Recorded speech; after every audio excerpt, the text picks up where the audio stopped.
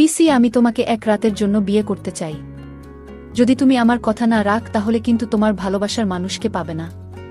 কারণ তুমি যাকে ভালোবাসো তার বয়স কম হলেও সে আমার বন্ধু। আমি যা বলি সে তাই করবে। পিসি, আমায় বল আমি তোমার পিসি, আর তুমি আমার কাছে এটা কি চাইলে? তোমার লজ্জা করল না? ভাইপো বল, পিসি এসব বিষয়ে লজ্জা পেতে নেই। তার এরকম কথা শুনে আমি দিশেহারা হয়ে গেলাম। আমি ভাইপোকে বলেছিলাম তোমাকে আমি এখনো শিশু ভাবি। ভাইপো বল, পিসি একবার সুযোগ দিয়ে দেখো আমি কি করতে পারি। তারপর আমি তাকে একটা সুযোগ দিয়েছিলাম। তারপর আমি যাকে শিশু ভেবেছিলাম তার তো ও মা গো। বলতে ভয় লাগছে, তাহলে আসল ঘটনাটি বলি। আমার 15 বছর বয়সী জোয়ান ভাইপো আমার রুমে ঘুমানোর জন্য পাগলামি করত। সে আমার দিকে অন্যভাবে তাকিয়ে থাকত। আমি এতটাই সুন্দরী ছিলাম দেখতে যে বাচ্চা ছেলেরাও আমাকে দেখে পাগল হয়ে যেত। আমায় দেখতে খুব সুন্দর ছিল, কিন্তু তাও আমার বিয়ে হয়নি। এত সুন্দরী হওয়া সত্ত্বেও আমার কারো সঙ্গে বিয়ে হয়নি। কারণ আমার নাকি একটা বড় সমস্যা ছিল। কিন্তু কি সমস্যা ছিল সেটা আমাকে কেউ বলেনি। আমি নাকি দোষী, আর এই কারণেই আমার এখন পর্যন্ত বিয়ে হয়নি।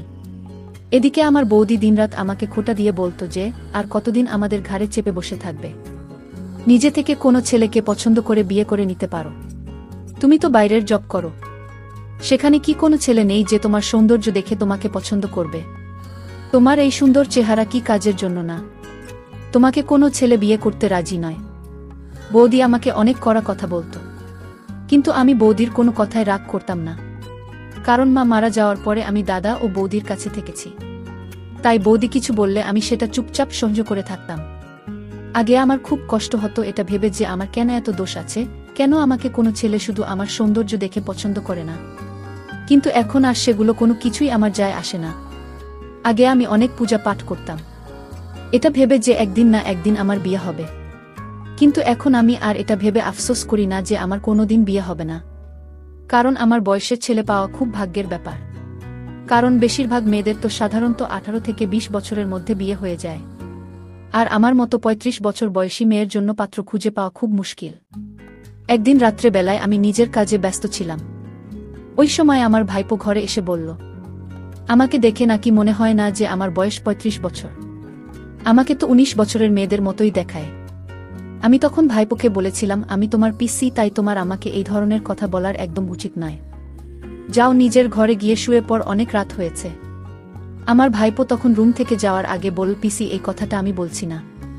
আজ সকালে আমার যে বন্ধুরা এসেছিল সে তোমার ব্যাপারে এরকম বলেছে, তাই আমি তোমাকে তার কথাটাই বলতে এসেছিলাম। আমি তখন আমার ভাইপোকে জিজ্ঞেস করলাম, তোমার বন্ধুর নাম কি? সে তখন বলল, তার বন্ধুর নাম না। কিন্তু পরের দিন সকালবেলায় আমার অফিসের ডিউটি ছিল না, তাই আমি নিজের কাপড় চোপড় বাড়ির পিছন দিকের উঠোনে শুকোতে দিচ্ছিলাম। ওই সময় দেখলাম আমার ভাইপোর বন্ধু অন্ত আমার কাছে এসে বলল, বলছি ম্যাডাম কেমন আছেন?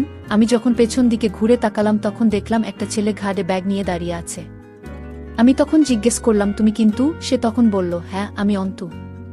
আমি তখন বললাম, তুমি আমার নাম ধরে কিভাবে ডাকতে পারলে? আমি তোমার পিসে হয়, তাই আমাকে নাম ধরে নয় পিসি বলে ডাকবে। কারণ তুমি আমার ভাইপোর বন্ধু, তাই তুমিও আমার ভাইপো হলে এরকম ভুল আর কোনো দিন করবে না। আমার ভাইপো যেমন আমাকে পিসি বলে ডাকে তুমি আমাকে পিসি বলে ডাকবে। আর তুমি এখানে কি করছো? আমার ভাইপো তো স্কুলের জন্য অনেক আগেই বেরিয়ে গেছে। অন্তত বল, পিসি আপনার একা একা রোদে কাজ করতে দেরি হচ্ছে, আমি আপনাকে সাহায্য করি। আমি তখন অন্তুকে বললাম, আমার সাহায্য করতে হবে না। আমি কারো সাহায্য নিয়ে কাজ করতে পছন্দ করি না। আমি নিজের কাজ নিজে করতে পছন্দ করি। তুমি এখনই এখান থেকে চলে যেতে পারো। তারপর সেদিন রাত্রে বেলায় আমি যখন খাওয়া দাওয়া করে নিজের ঘরে শুয়েছিলাম তখন মনে হলো আমার পাশে যে কেউ বসে আছে। এমনকি ঘুমের ঘোরে মনে হলো আমার কাছে কেউ জেনে আসার চেষ্টা করছে। আমি চিৎকার করে উঠলাম, কারণ আমার পাশে একটা ছেলে বসেছিল এবং তার মুখটা কালো কাপড় দিয়ে ঢাকা ছিল। আমি যখন চিৎকার করে উঠলাম তখন সে দৌড়ে ঘরের ভেতর দিয়ে পালাতে শুরু করল। ওই সময় আমার ভাইপো বারান্দার ঘরে ছিল। আমার ভাইপো ওই চোরটাকে দেখে ভয়ে চিৎকার করতে শুরু করেছিল।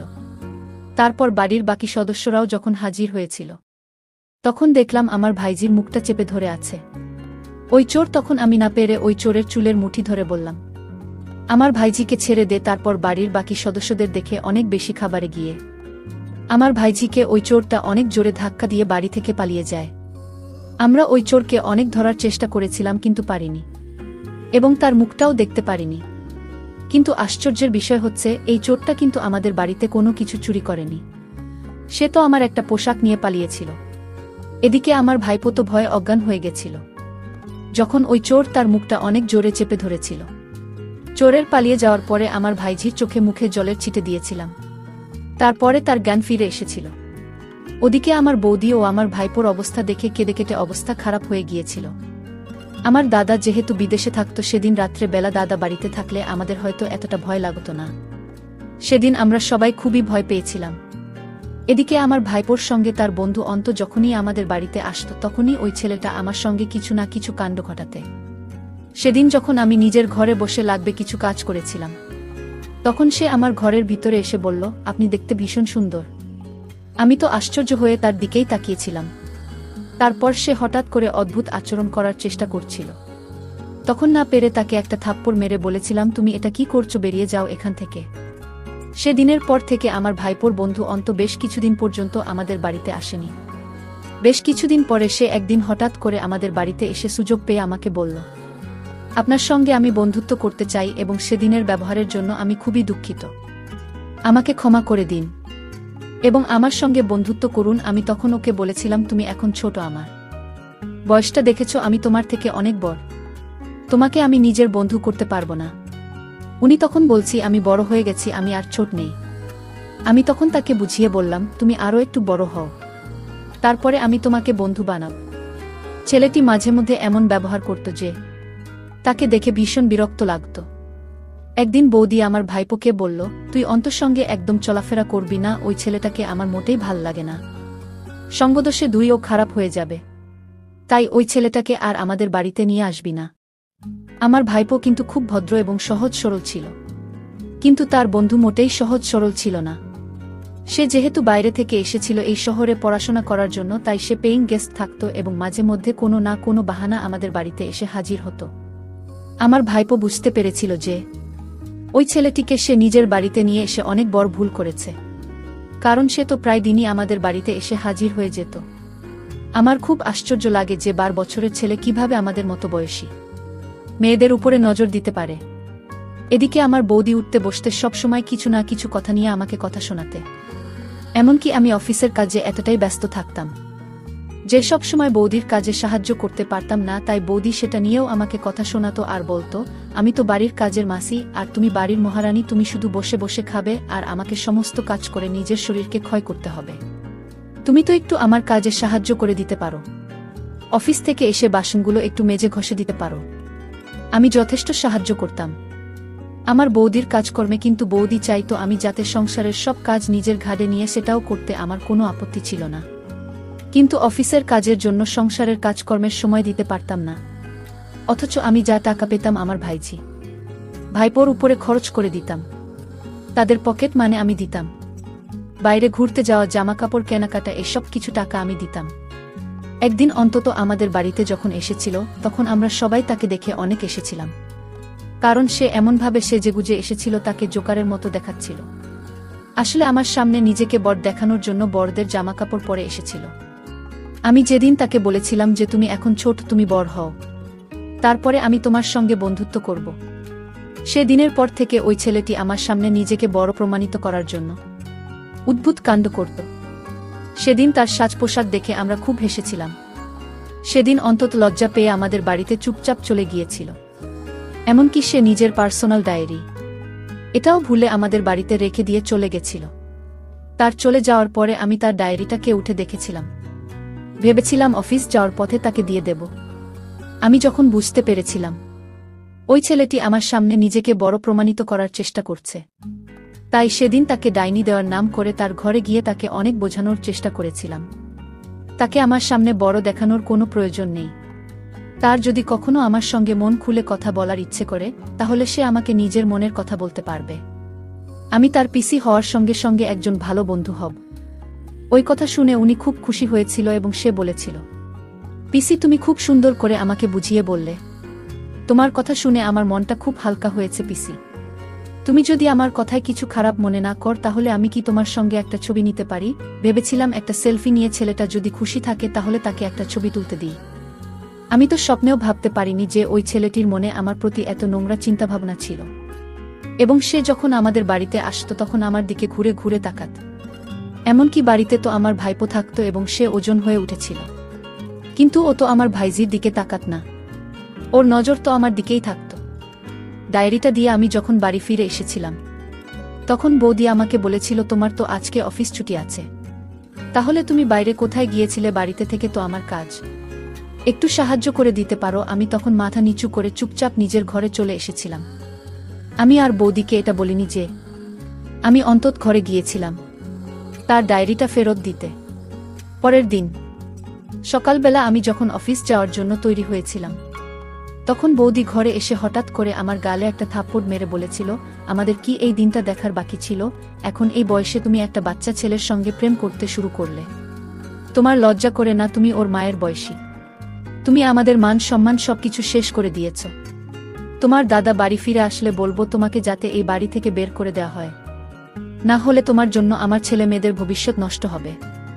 বৌদির কথা শুনে আমার তো পায়ের তলা থেকে মাটি সরে যাওয়ার মতো অবস্থা হয়েছিল। সে কি বলতে চাইছিল আমি কিছুই বুঝতে পারিনি। যাই হোক, আমি আসলে নিজের অজান্তেই অন্যকে ভালোবাসতে শুরু করলাম, কিন্তু এর মধ্যে অন্তত অনেক দিন যাবত আমার সঙ্গে দেখা করে না। তারপর আমার ভাইপোকে জিজ্ঞেস করলাম, তোমার বন্ধু অন্তত এখন আর দেখি না, সে স্কুলে আসে না? ভাইপো বলল, পিসি সে আর আসবে না। আমি যদি বলি তাহলে সে আসবে, তাহলে অন্ত তুমি বলো আসতে। ভাইপো বলল, তাহলে পিসি আমার একটা কথা ছিল, তুমি যদি রাখ তাহলে আমার বন্ধুকে আমি নিয়ে আসতে পারি। আমি বললাম, বলো তোমার কি কথা? সে বলল, পিসি আমি তোমাকে যে কথাটা বলব সেটা কাউকে বলা যাবে না। আমি বলেছিলাম, তুমি নিশ্চিন্তে বলো, আমি কাউকে বলবো না। ভাইপো তখন বলল, আসলে এটা কোনো কথা না, আমার একটা ইচ্ছা ছিল, আর সেই ইচ্ছাটা আমি অনেক দিন ধরে মনের ভিতর লালন পালন করে যাচ্ছি, কিন্তু তোমাকে বলতে পারছি না। আমি আমার ভাইপোকে বললাম, কি ইচ্ছা তোমার বলো এবার, যদি সম্ভব হয় তাহলে তোমার ইচ্ছা আমি রাখার চেষ্টা করব। ভাইপো তখন বলল, যদি তুমি আমার আবদারটা রাখো তাহলে তুমি আমার বন্ধুকে অবশ্যই পাবে। আমি বলেছিলাম, তুমি এত আমতা আমতা করে বলল কি তোমার ইচ্ছা? ভাইপো তখন আমায় যে কথাটি বলল সেটা শুনে আমার মাথা ঘুরে গেল। এতটুকু ছোট ছেলের মুখে এই কথা কি করে বের হলো? এতটুকু ছোট ছেলের এমন ইচ্ছা থাকতে পারে সেটা আমি কল্পনাও করতে পারি না। সে তার যে ইচ্ছার কথাটা বলেছিল সেটি হলো, সে আমাকে বলেছিল যে এক রাতের জন্য আমাকে বিয়ে করতে চায়। আমি তাকে বললাম, এই হয় না, তোমার মুখে এরকম কথা বলতে একটু লজ্জা করল না? ভাই তখন বল, দেখো পিসি, এসব বিষয়ে লজ্জা পেলে চলবে, আমি এই বিষয়ে লজ্জা পাই না। আমি ভাইপোকে বললাম, দেখো আমি তোমার পিসি, তুমি আমায় কথা বলতে পারো না, তোমার তো বয়সটা অনেক কম, আর তুমি তো আমার সাথে পারবে না। সে বলল, পিসি একটা সুযোগ দিয়ে দেখো, আর তুমি যদি আমার প্রস্তাব না রাখ তাহলে আমার বন্ধু অন্তকে পাবে না, আমি তাকে যা বলি সেটাই করবে। পিসি তুমি এই সুযোগ পাবে না, আমার বন্ধুকে হারালে আর তোমার বিয়ে হবে না। আসলে আমি তোমার বন্ধু অন্তকে মনে প্রাণে ভালোবেসে ফেলেছি, আর তাই আমি তোমার কথা মানতে রাজি। ভাইপো আমার মুখ থেকে এমন কথা শুনে খুশিতে নাচতে শুরু করল। ভাইপো বলল, তাহলে আজ রাতেই হবে? আমি বললাম যে আজ রাতেই হবে।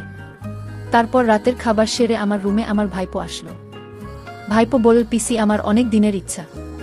আমি তো তাকে ছোট শিশু ভেবেছিলাম, কিন্তু সে আমার সাথে যা করল তাতে আমার অসহ্য লেগেছিল, আমি পারছিলাম না। বাচ্চা ছেলের এত শক্তি থাকতে পারে তা আমি কল্পনাও করতে পারিনি। যাই হোক, ভাইপো যা বলেছিল আমি তার সকল কথা রেখেছি। ভাইপো সকালে ঘুম থেকে উঠে অন্তত এ নিয়ে আসলো। অন্তর বাবা মা আমার সকল সমস্যা জেনে অন্তর সাথে বিয়ে দিল। এর কারণ একটাই, অন্ত তার বাবা মাকে বলেছিল সে আমাকে ছাড়া জীবনে বিয়ে করবে না। তাছাড়া আমি তো দেখতে ভীষণ সুন্দরী ছিলাম, তার মা বাবার কাছে আমি প্রিয় হয়ে উঠেছিলাম। আমরা সবসময় বাচ্চা ছেলেদের অবহেলা করি, মনে করি ওর তো বয়স কম, ও বিয়ে আর কি বুঝবে। আসলে বর্তমান যুগে দেখা গেছে 15-16 এবং কি 12 বছরের ছেলেরাও সংসার করতে পারছে। এই জন্য ছেলের বয়স কম হলেও যদি আপনার ছেলে বিয়ে করতে চায় তাহলে বিয়ে দিয়ে দিন, তা না হলে আপনার ছেলেটা নষ্ট হয়ে যেতে পারে। প্রিয় বন্ধুরা, গল্পটি ভালো লাগলে অবশ্যই কমেন্ট করে জানাবেন, আর নিয়মিত এমন আলাদা স্বাদের গল্প শুনতে ভিডিওটিতে লাইক এবং চ্যানেলটিকে সাবস্ক্রাইব করে সাথেই থাকুন। আর হ্যাঁ, নোটিফিকেশন বেল